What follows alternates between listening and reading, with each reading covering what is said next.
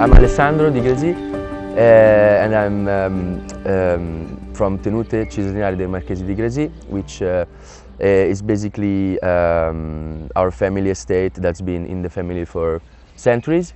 From 1650 in Monte Ribaldo in Treso, where is our house, and later Martinenga came in 1797, which is of course our most famous vineyard. Is one of the most famous in Barbaresco, and it's one of the very first piece of history of Barbaresco itself, because when the Roman Empire were expanding, they arrived in the area and named it the Barbarica Silva, so the forest of the barbarians. Not the most friendly place.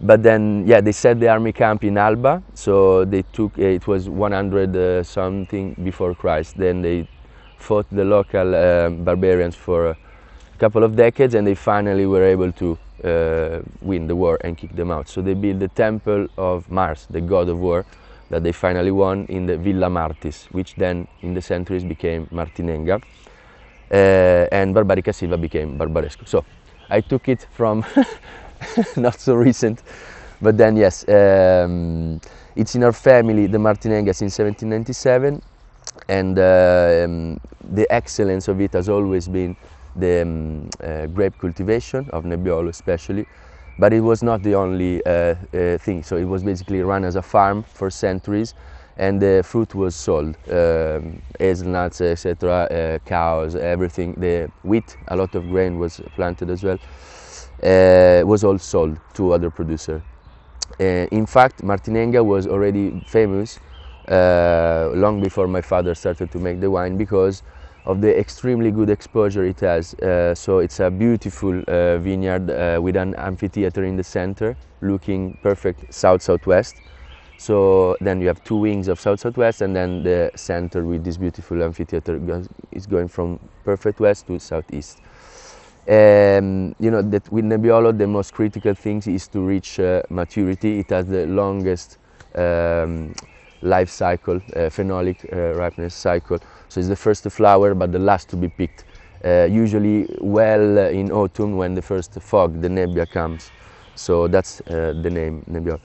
And so to reach the ripeness is a very tannic variety. To have a fine and elegant tannins that are ripe and integrated into the wine is not so easy to find. It was not, especially back in the days, not so easy to find. Nowadays, with the warmer climate, you have more vineyards that are able to reach good maturity.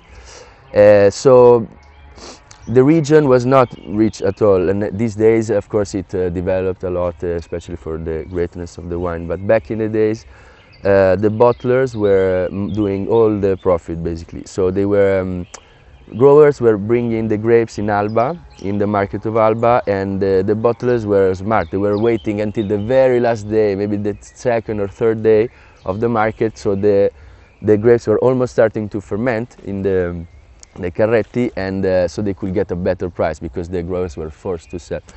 But no, with Martinenga they were kind of doing an auction, so they were trying to get them as soon as possible, and so doing an auction they were establishing a price for Martinenga, but also Asili and Rabaya, which are our neighbor crus, which are extremely good too. So they will set you know, a bar for the vintage every year. And in fact, yes, we were also, some of the buyers were Bruno Giacosa, that was a mediator for Prunotto mostly. Then Ceretto was buying a part of Martinenga specifically.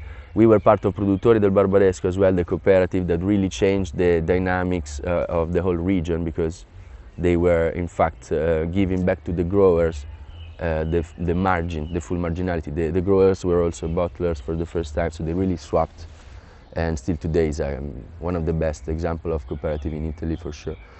So they were the first, in fact, to do a label of single vineyard in the 67 with Martinenga, Asili, Rabaya, and all the other crus of Barbaresco town.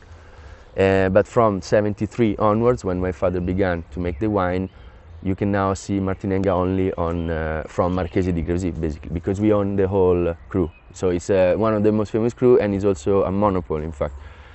So very unique in Barbaresco. We are in a Many producers have small parcel of maybe more than one cru, and we have only one cru, but we have all of it, and it's one of the best. So we are very, very lucky, basically.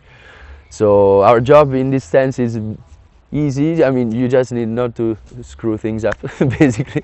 Now we are gifted with one of the most beautiful pieces of land that there is in the region. So we, of course, most of our efforts are into the vineyards to bring the best fruit you can, which we have a perfect condition for growing. In fact, it's all around, all together in one piece. So it's pretty unique.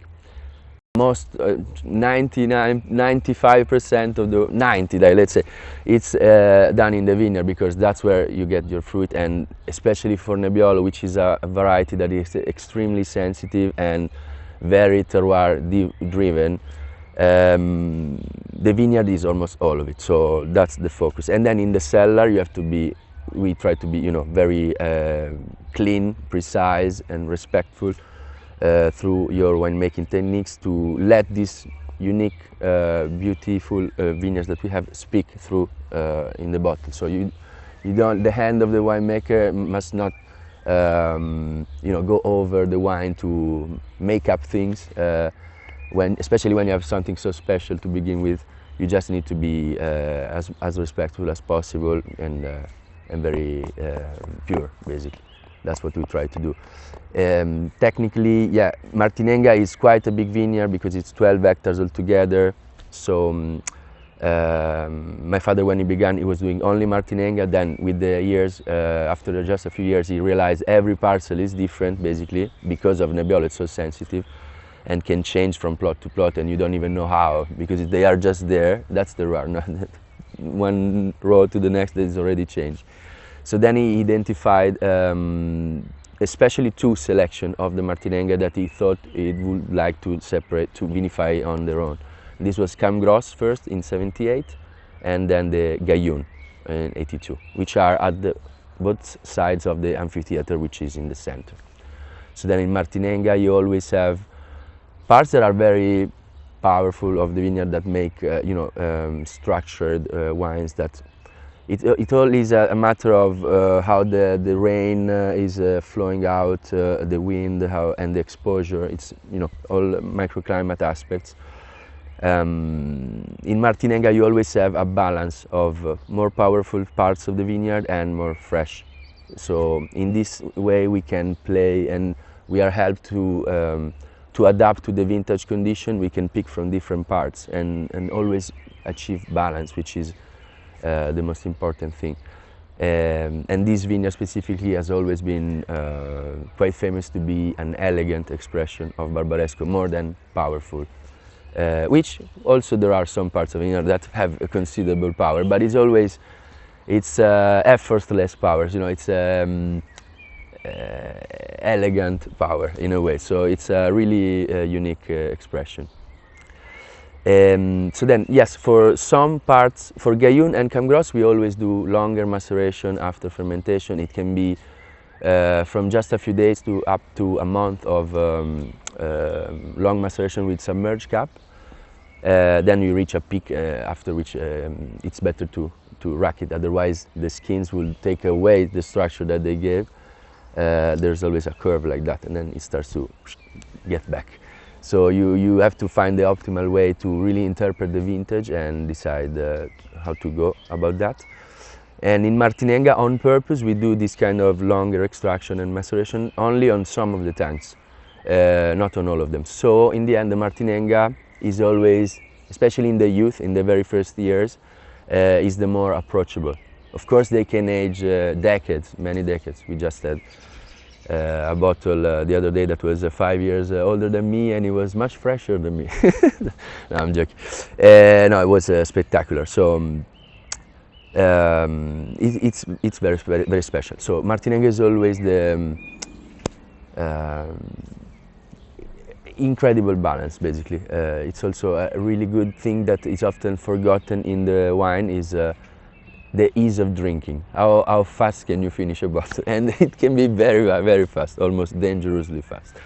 So, it's great when you open a bottle, even blind or not, but then that it's so striking for your memory, that hits you in a way because of all there is behind. First of all, the terroir, but also, all the effort that it's behind the bottle, inside the bottle. And we know as producer, of course, how much work there is behind, but it's great. And when you have this kind of emotion, some very old bottles that you would think you could never be so alive, so young, but at some point, sometimes they flip and they become young again, and you have this beautiful fruit that you would expect from a very, very young wine. You find it in extremely old wines, or not necessarily old. I mean, it can be young wine as well, but it has to be something that strikes you. Maybe, maybe even some little imperfection that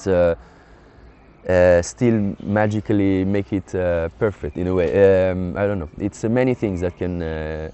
I don't look for a specific thing, but I like to be surprised, and especially to share it with people, because one of the most important aspects on the wine is the cultural, what's behind, and what is the ritual of having wine at a table with people discussing. And it's something that sometimes also we forget to talk about, but how wine brings people together, brings culture together, food, everything. So it's a unifying thing.